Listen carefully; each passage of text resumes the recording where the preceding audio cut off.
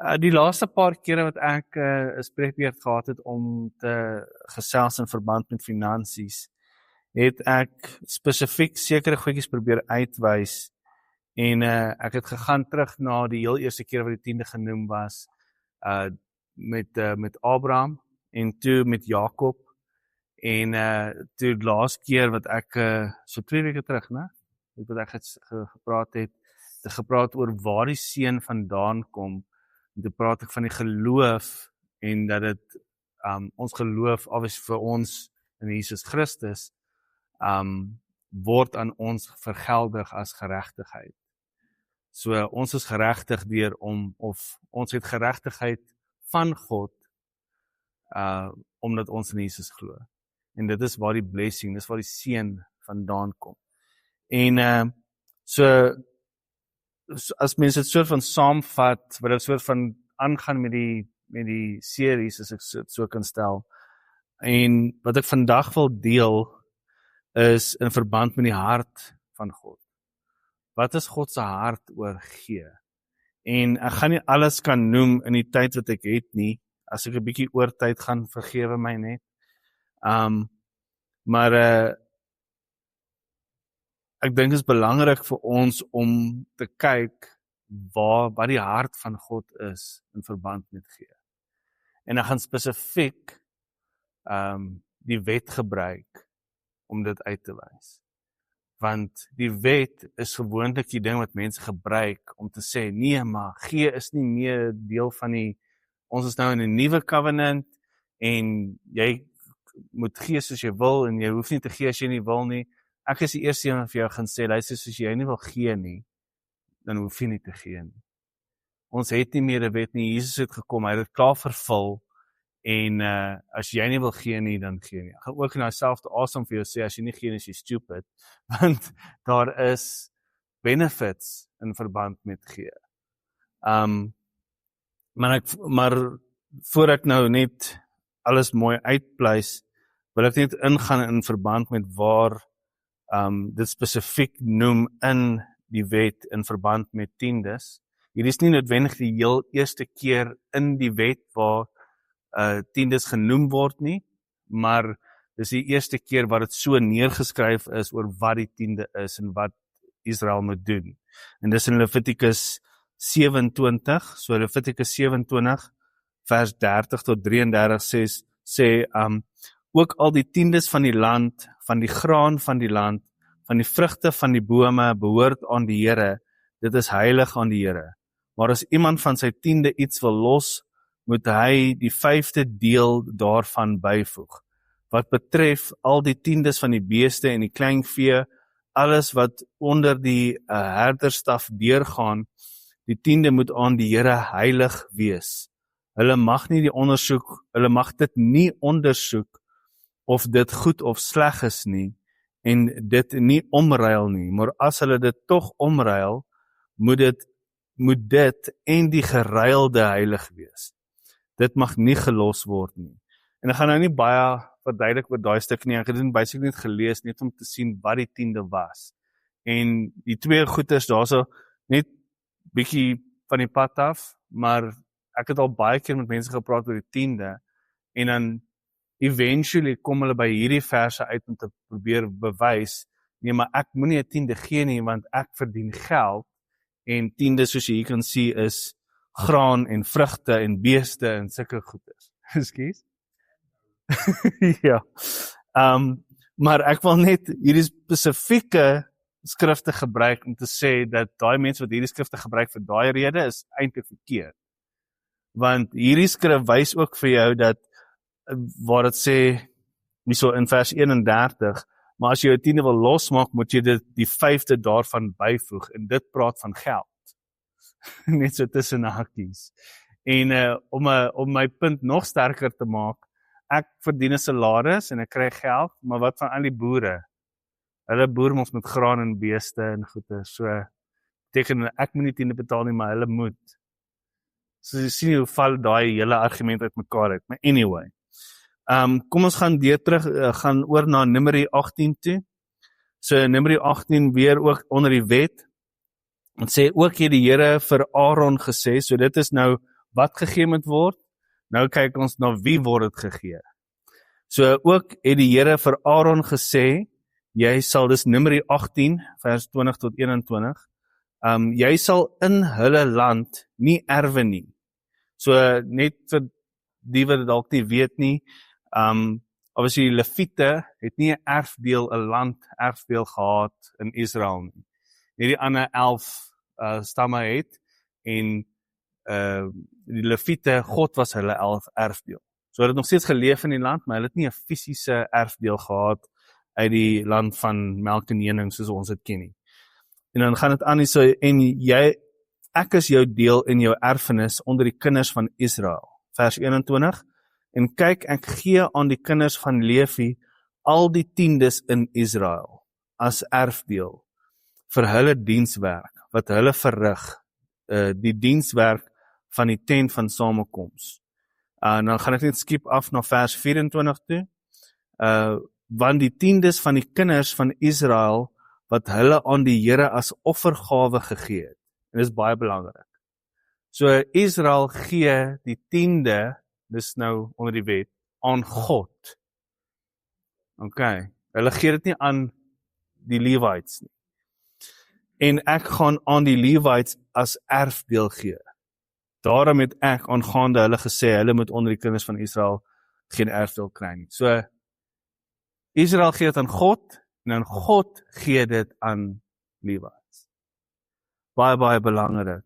En dit is vir my die eerste ding wat uitstaan in verband met hierdie. Want baie kere dan sien ons soos in, ja, die kerk nodig geld. Daai persoon nodig geld. Hierdie is so, daai is dit. En ek sê nie, God kan jou nie lei om vir 'n ministry of vir 'n kerk of vir iemand iets te gee nie. Dit is God se leiding. Maar as ons dit sien as ons gee vir die persoon, dan het ons nie die hart van God nie. Want God sal vir my gaan sê, luister, so gaan gee vir Cyril R100. Dis nie ek wat dit vir Cyril gee nie, dit is God wat dit vir Cyril gee. En dit is hoe dat moet kyk. En die tweede ding is, God is die een wat dan gee. Want ek gee dit vir God. So dis eintlik God wat dit gee. So waarom gee ons? Deuteronomium 24, vers 22 en 23. Deuteronomy, ek kan dit beter uitspreek in Engels. Vers 22 sê, jy moet noukeurig die hele opbrengs van jou saad, wat jy vir jou uit die land uitspruit, verdien. En jy moet voor die aangesig van die Here jou God, op die plek wat hy sal uitkies, om sy naam daar te laat woon, die 10de eet van jou koring, van jou mos en van jou olie, en die eersgeborenes van jou beeste en van jou kleinvee, dat jy kan leer om die Here jou God altyd te vrees. En vir my is dit die eerste ding wat uitstaan oor hoekom ons gee.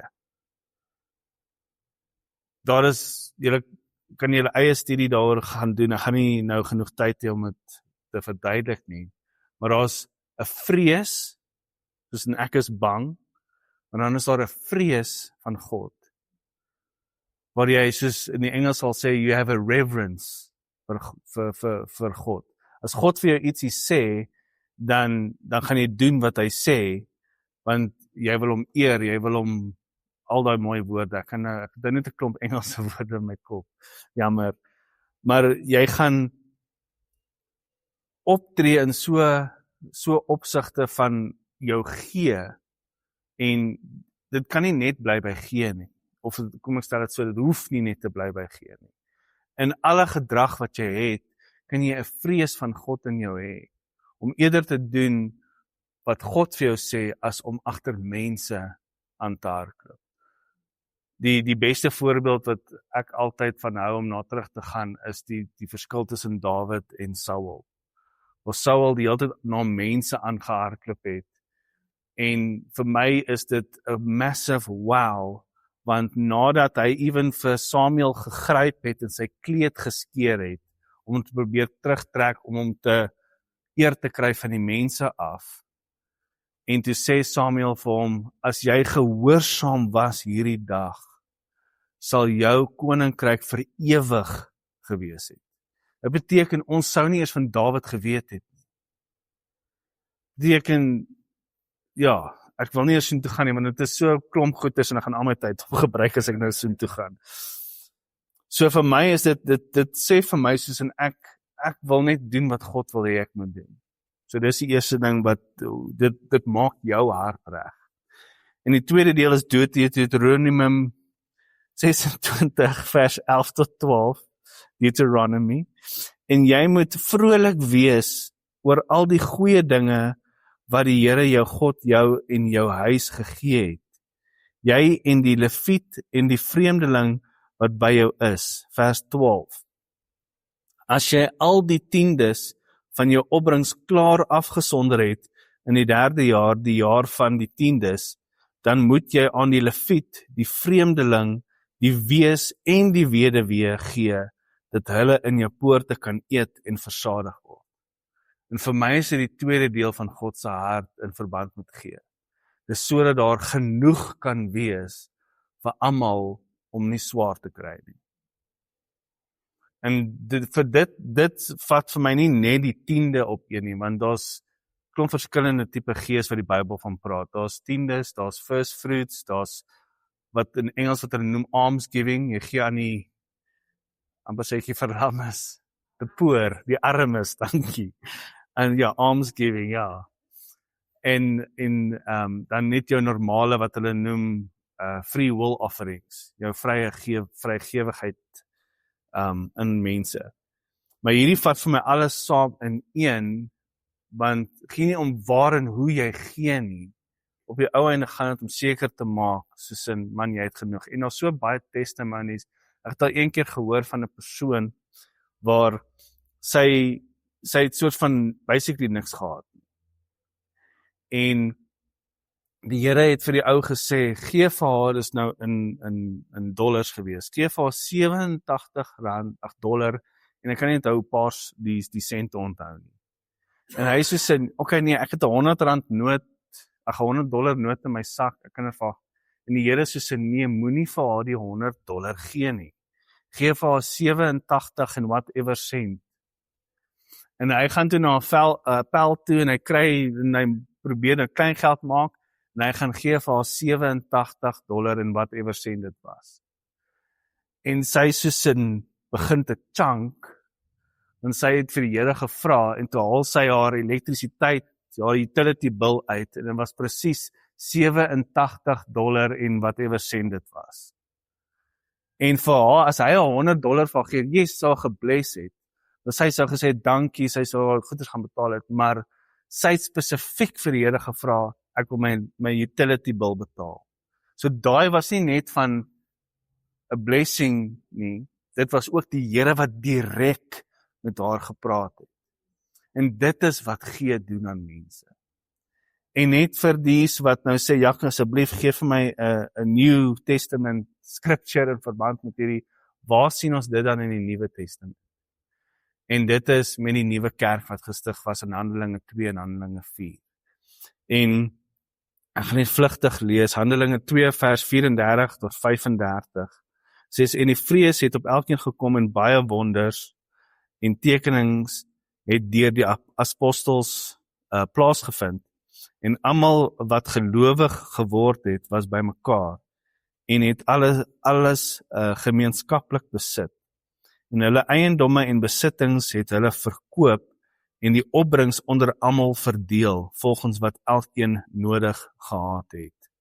En die dag vir dag het hulle eendragtig volhard in die tempel en van huis tot huis brood gebreek en hulle voedsel met blydskap en eenvoudige harte, van hart geniet.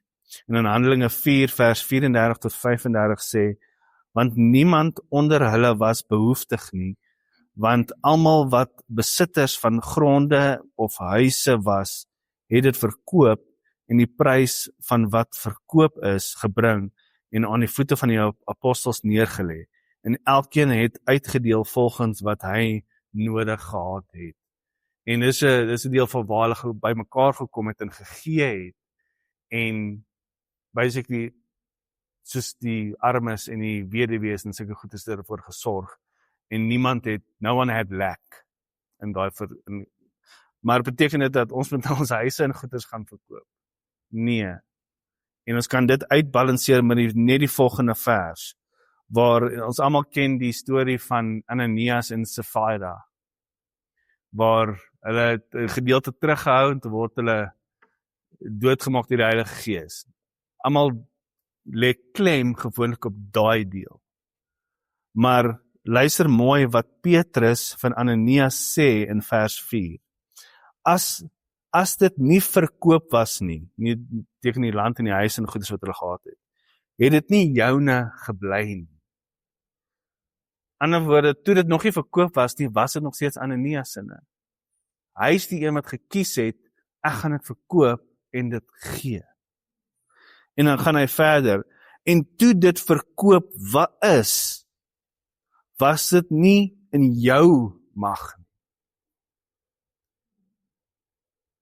So dit bewys vir my dat, even met daai mense, hulle was nie gedwing nie.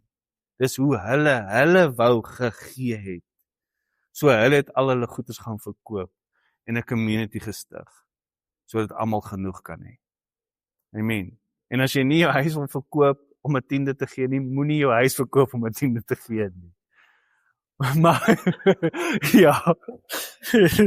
Maar yes, maar ek hoop julle het net 'n bietjie meer van die Here se hart gesien in hierdie verse en even in die wet, waar dis nie die Here se hart was nie soos in I'm going to punish you and you're going to give your riches en dit sou dit gaan wees nie.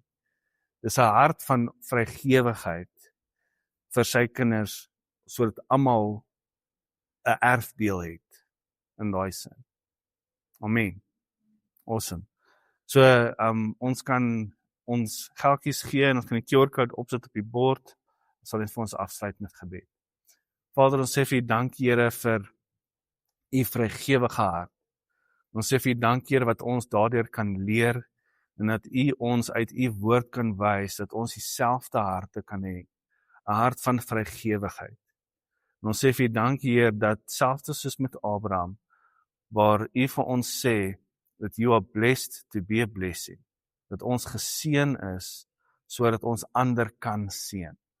Sê ons vir U dankie, Here, vir ons oorvloed, sodat ons met 'n blye hart kan gee. En ons dankie daarvoor in Jesus naam. Amen. Awesome.